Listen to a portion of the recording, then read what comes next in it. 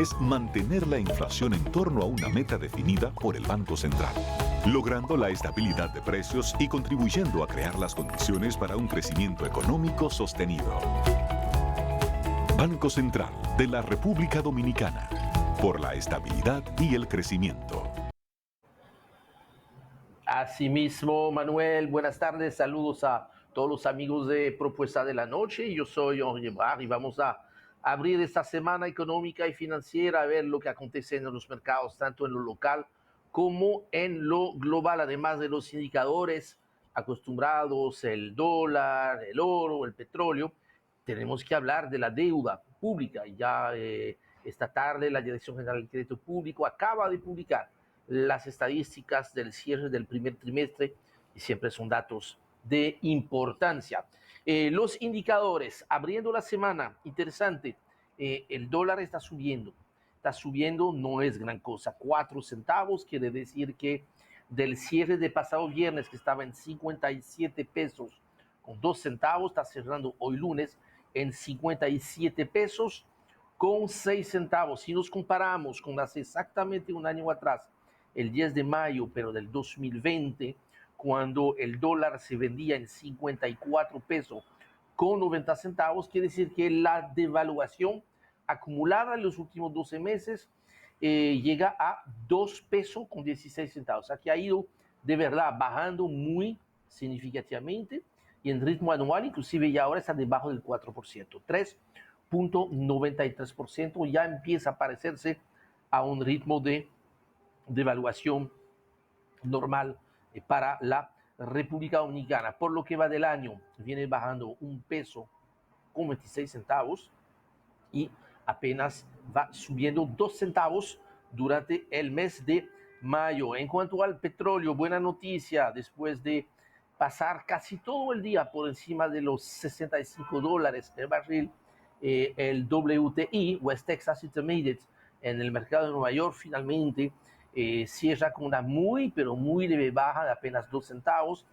Se cotiza en $64 con 88 centavos, todavía un nivel que no permite que bajen los precios de combustibles en el mercado local. Finalmente, en el caso del oro, una sesión de hoy bastante tranquila, una baja de apenas $1 que permite consolidarse por encima de los $1,800, 1,836, y veremos cuando ya la DGI publica, la Dirección General de Impuestos Internos, publica su informe del mes de abril, vamos a ver cómo esos precios altos del oro han sido favorables para las recaudaciones a través del contrato con la minera de Pueblo Viejo.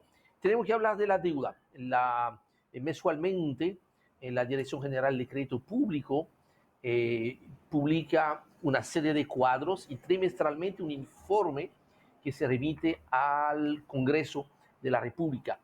Si bien todavía el informe no se encuentra disponible, ya los cuadros con las estadísticas están. Es interesante observar que durante el mes de marzo había un crecimiento muy leve del saldo de la deuda, creció 202 millones de dólares para pasar de 47.194 millones de dólares a 47.396 millones de dólares. Eso quiere decir que desde el inicio del año, durante este primer trimestre, el stock de deuda, o sea, la cantidad de deuda, creció en 2.773 millones de dólares. ¿Por qué ha subido en el mes de marzo? Es interesante, no es realmente por emisión de nuevas deudas, porque apenas se recibieron por 35 millones de dólares, un monto relativamente bajo. Tampoco ha tenido mucha influencia el pago, la amortización de deuda. Estamos hablando de apenas 52 millones de dólares. Lo que sí tuvo un impacto importante es la revaluación del peso. Al subir el peso relativamente frente al dólar, eso quiere decir que la porción de las deudas del Estado que están denominados en peso dominicano, al dividir entonces por una tasa de cambio más bajo, hace que aunque el monto en peso es igual, el valor en dólares haya subido. Y efectivamente, por esta diferencia de tipo de cambio, la deuda creció en el mes de marzo en 222 millones de dólares. Durante todo el trimestre, les indiqué que hubo un incremento en 2.777 millones de dólares. Prácticamente se debe en un 90% al tema del sector externo, la deuda externa, 2.443 millones de dólares, producto de que efectivamente en enero se había emitido un bono soberano por 2.500 millones de dólares. La diferencia en la otra partida que explica el incremento por lo que va a este trimestre, 258 millones de dólares, lo mismo que durante el mes de marzo, ha sido la revaluación relativa del peso frente al dólar. En efecto, había cerrado en febrero en 57 pesos con 80 y cerró en marzo en 56 pesos con 82. Y este comportamiento probablemente lo sigamos viendo en el mes de abril. Hasta aquí llega mi comentario para el día de hoy. Les invito a que me sigan a diario en mi cuenta de Twitter, @EbrarH, y por supuesto, la cita con ustedes es para este miércoles, mismo lugar, misma hora. Hasta luego, cuídense mucho. El Banco Central hace política monetaria. Para ello, utiliza la tasa de política monetaria, buscando incidir en las tasas de interés a que los bancos captan ahorros y prestan para el consumo de los hogares y la inversión de las empresas. El objetivo de la política monetaria es mantener la inflación en torno a una meta definida por el Banco Central, logrando la estabilidad de precios y contribuyendo a crear las condiciones para un crecimiento económico sostenido. Banco Central de la República Dominicana, por la estabilidad y el crecimiento. Bueno, muchísimas gracias a don Henry Obrar por su comentario económico. Diógenes, este fin de semana en Estados Unidos se registraron alrededor de 5 tiroteos con saldo de víctimas fatales, heridos, de acuerdo a los reportes que ofrecieron las autoridades. Es una situación que se viene ya registrando con bastante frecuencia, con una frecuencia incluso alarmante en el curso de los últimos meses, para no hablar de los últimos días, porque es usual que en Estados Unidos se presenten tiroteos, pero ya en estos últimos meses, uno diría que la frecuencia con que ocurren, uno realmente como que no le encuentra una explicación lógica. Por ejemplo, un hombre murió baleado afuera del edificio de los servicios de ciudadanía de inmigración, por sus siglas en inglés, en el centro de Florida este lunes. Eso sucedió en Orlando, incidente por el que las autoridades detuvieron a una persona. Este tiroteo ocurrió en un complejo de oficinas del sur de Orlando, de acuerdo con la policía. Pero en Colorado Springs, un hombre armado abrió fuego el domingo en una fiesta de cumpleaños, matando a 6 personas antes de quitarse la vida, según informó la policía. El tiroteo ocurrió poco después de la medianoche en un lote de casas rodantes en el centro de Colorado Springs, indicaron las autoridades. Los agentes llegaron a una casa rodante y encontraron 6 adultos muertos y a un hombre con heridas graves que falleció posteriormente en el hospital, según reportó el diario de Colorado Springs, conocido como Gaceta. En Phoenix, Arizona, un hombre murió y otras 7 personas resultaron heridas en un tiroteo en un hotel de Phoenix la madrugada del domingo. Las autoridades informaron que el tiroteo ocurrió en el hotel Hyatt a eso de las 12:30 de la madrugada, cuando un altercado entre un grupo de personas de entre 18 y 22 años de edad degeneró en una balacera, indicó la policía. Creemos que se trató de un hecho aislado, no un ataque al azar, declaró el vocero de la policía. Lo cierto, Diógenes, es que cada fin de semana en Estados Unidos se están registrando tiroteos en diferentes puntos de su territorio, vuelvo y repito, con saldo de víctimas fatales y heridos. Y es una situación que, como te te digo, se ha estado repitiendo en estos últimos meses de forma muy, pero muy frecuente.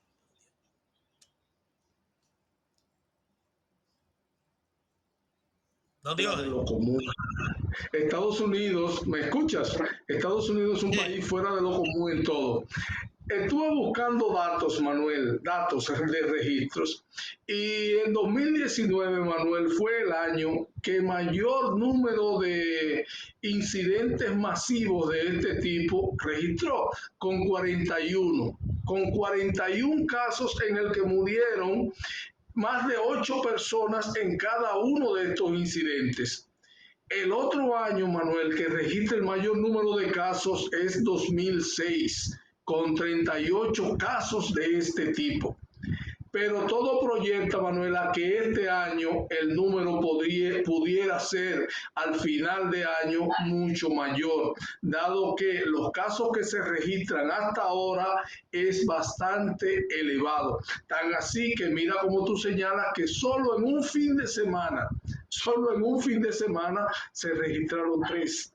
Solo en este fin de semana se registraron 3 casos de balaceras en la que hubo muertos. Estados Unidos, en verdad, Manuel, tiene que ponerle límites a esto de las armas en las casas, de la posesión de armas en las casas, dado que ya dejamos atrás al presidente Donald Trump, que muy por el contrario de ser un hombre que promovía la tranquilidad y la paz, era un hombre que promovía que toda la población de Estados Unidos tuviera armas y que incluso en algún momento él promovía que anduvieran con las armas, la posesión y ¿cómo se llama? Posesión y porte. O sea, Donald Trump fue una cosa ya sin límites. De hecho, el 2019 todavía él fue un presidente en 2019 en ese año completo. Pero Estados Unidos tiene que promover cambios, Manuel, porque a esto hay que ponerle algún límite. Adelante. Sí. Bueno, pasando a otro tema, el Partido de la Liberación Dominicana completó este domingo ya la elección de su 34 titulares de igual número de secretarías. Fue un acto celebrado en el Sanssouci, en el Centro de Convenciones de Sanssouci, donde su comité central y su comité político votaron para la escogencia de estos secretarios. Con la participación del expresidente Danilo Medina, que es el presidente de la organización política, y Charlie Mariotti, que es su secretario general. El acto se inició alrededor de las 9 de la mañana y algunos de los seleccionados fueron Héctor Olivo, que repite como secretario de Comunicaciones del PLD, Alejandrina Germán, que está a cargo de la Secretaría de Formación Política, Julio César Valentín, de Relaciones Internacionales, Rafael Sánchez Cárdenas, es ministro de Salud de la Secretaría de Asuntos de Salud, Andrés Mercedes, de la Secretaría de Asuntos de Educación, Milton Reyes, de Educación Superior, Ciencia y Tecnología, Olgo Fernández Rodríguez, de la Secretaría de Obras Públicas.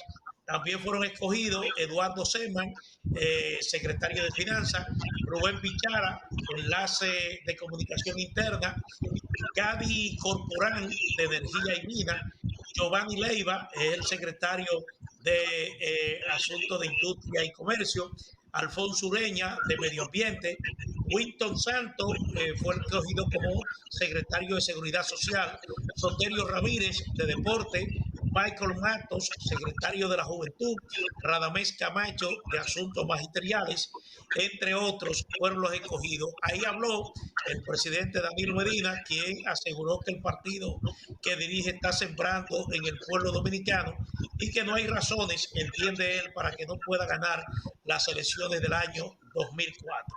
Ahora se va a ganar por convicción, por el trabajo voluntario de cada uno de nosotros, expresó el expresidente Medina de forma confiada durante el discurso que pronunció.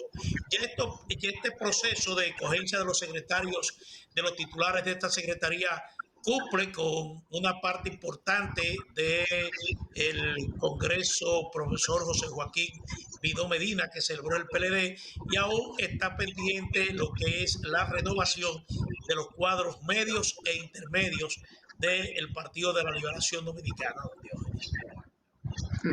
Manuel, el amigo Héctor Olivo tiene más de 20 años siendo secretario de comunicación del Partido de la Liberación Dominicana. Pensé que en esta vuelta él optaría por quedarse al margen, pero no, volvió y compitió y ganó, Manuel, y ganó con un buen porcentaje el amigo Héctor Olivo, por lo que lo felicitamos, es muy Manuel. popular. Sí, sí, él goza de mucho aprecio al interior del Partido de la Liberación Dominicana y de hecho, Manuel, se lleva muy bien. Él se lleva muy bien con los medios de comunicación y con los periodistas que manejan estos temas. Tenemos que irnos sin antes decirle que el cohete chino que estaba fuera de control finalmente cayó en el mar Índico cerca de la India sin mayores consecuencias para la humanidad. Así es que llegamos al final de esta propuesta de la noche por Digital 15, Diógenes Espina, un servidor Manuel Jiménez. Agradecemos muchísimo su sintonía y los invitamos para mañana martes a las 6 de la tarde para que estén nuevamente con nosotros. Buenas noches.